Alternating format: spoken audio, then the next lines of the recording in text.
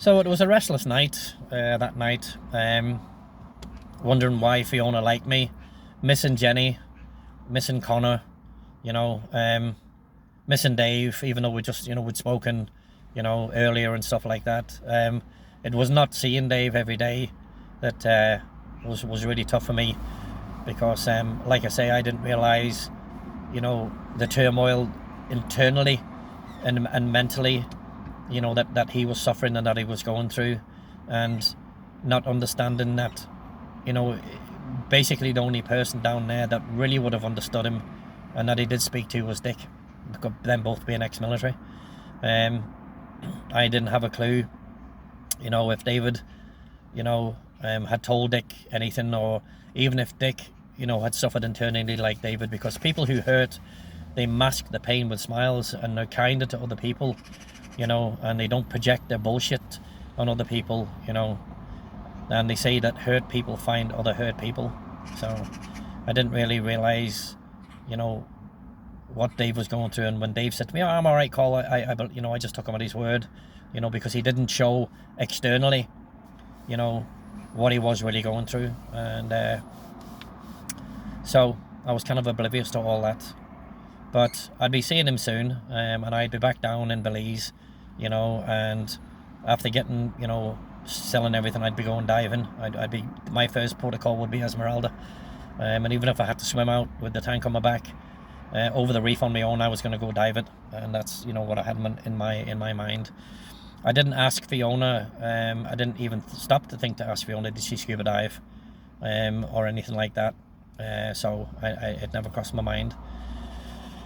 So, a really, really tumultuous night for me, tossing and turning, up and down, and not sleeping, guilt and, and all this type of stuff, and, just, missing my little boy, missing Conor, and I had, just reminded myself to ring more and just check up on them and check up on Jenny, you know what I mean, just to make sure that they're okay, because I hadn't done that for a few weeks now, with being just embroiled in all the bullshit, down in Belize, and then moving to Miami, and just kind of put everything on the back burner that was in my life, just to concentrate on other things and to make myself feel better, really. And I, again, I thought that was just a little bit selfish of me, so I just resolved to be a better person in that respect. So I didn't hear Andy come in because I'd gone into the bedroom and I was reading the flight manual. He didn't knock on the door. Obviously he might have thought I was sleeping or that he might have disturbed me, but 5:30 came very quickly after I did think I managed to drop off for a little bit. I woke up as tired as anything. Woke up like fucking Rip Van Winkle, who'd fucking slept for 100 years, fucking eyes hanging out of me, just feeling like I'd been drunk, and definitely not had got enough sleep. And I was feeling very bloated from all this different type of food that I was eating up in America, rather than eating the fish, the rice and the beans and the curried goat and the curried chicken and the fish and everything I'd been eating down in Belize. And I was getting a little bit heavier. I wasn't as lean. I was feeling that I wasn't as lean, and I just resolved to fucking go find a proper gym and work in the gym and swim more in the swimming pool, because the community pool was open 24 hours a day, and you just had a little swipe card and you could go and use it anytime. So I resolved to swim more. I had several, all the scuba gear that Andy gave me to try was just basically mine. It was sitting in the corner in different bags and stuff, because obviously being used, he couldn't sell it. I resolved that I would be taking it down to Belize and giving it out to people that I knew that needed a set of scuba gear, and I was going to try and get Fiona into seeing if she could scuba as well when she came up. Maybe take her to the pool and get her into the pool and just have a little bit of fun there. That was yet to come.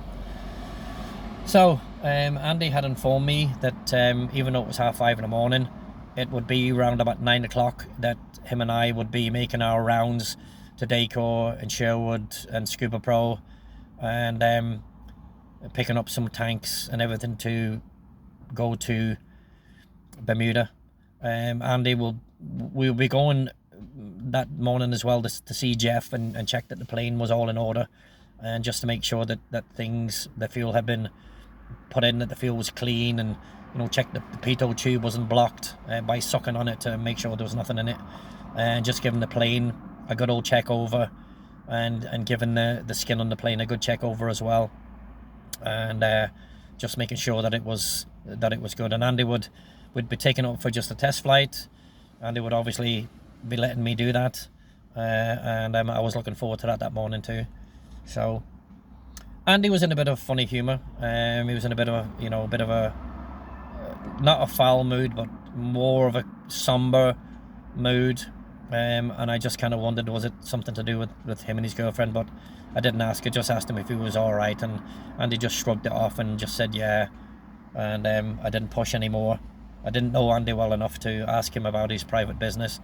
I assumed that, if he wanted to talk about it, Andy would usually talk when we were eating, when we were out, and he would just usually mention things briefly.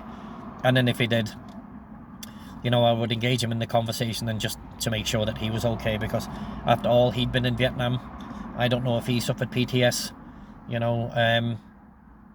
or what might be on his mind, because the last fucking thing I wanted to do was fly with Andy. If he was fucking having an episode of PTSD, the fucker could have done a kamikaze and fucking just piled us in, You just never know with people. And I just wasn't about to take that. And the only two people I trusted on Burgers Key in San Pedro was David and Dick. And I had got to know Dick really well and absolutely loved that guy to death. And, I just didn't, so. But anyway, I got up, got in the shower, sat in the living room, watching a bit of news, drinking coffee, coffee beans that had been ground up, and Andy smelled the coffee, and Andy came down and he grabbed a cup and he sat with me, and Andy was like, "Oh, I didn't know you like these channels or that channels," and I said, "Yeah, I grew up with Jacques Cousteau," and told him he said, "Oh, did you find the program about, the student pilots?" I said, "Yeah, I've been watching that as well." I told Andy, I said, "I'm very visual." I says, "Reading a book for me, Andy, is as boring as fuck." I says, "I like to, do things." And he said, "I know, I've noticed that." He goes, "When you fly," he says, "you watch everything, when I'm flicking the dials and, moving this and moving that and setting this and setting that." He said, I watch, he says, I watch you watching me do this, And so when we were in the plane, Andy started asking more questions. He showed me how to, get the engines going and, start one prop, start the other prop, mix the fuel, all this type of stuff, whatever needed to be done, and do the trim wheel and make sure that, that everything was just as it was before we took off. My earphones had stopped working, and Andy had one out and he had bought me a new set, which was very kind of him, and they were the proper AOPA headphones, not the shit that you would fucking buy in Walmart or something like that, but a proper set, which was, $200 or $300 dollars worth of earphones. And gave them to me, and Andy was so kind like that, it was his plane, obviously. The earphones weren't mine, but he told me they were mine. They belonged to the aircraft, and obviously when I left, or if I left, the next person came along to work with Andy would be using them as well. So, because it was highly unlikely for me that even if I got my pilot license, that I'd be buying myself a plane. So anyway. So Andy sat down, had a couple of cups of coffee. He says, I don't mean to be rude, Colin. He carried on with his paperwork, and he was showing me the paperwork and how to fill it out and all this type of stuff. And the numbers, there was always a serial number for a mask or a set of fins or a certain regulator. There was a little code on it that you had ordered when you ordered the regulators. You put the code in, or when you're on the phone giving orders over the phone, you gave them that little serial number to make sure that's what you wanted, and then you always had them read it back to you, which Andy was showing me and Andy was teaching me. So we sat together in the living room for an hour or so, and at about 7:30, Andy went into the kitchen, washed the cup, and says, let's get ready to go, Col. And that was it. So yeah, we finished up and we went to the car and we got in and we drove down to, I think it was Key Marathon, which was a couple hours away in the Florida Keys.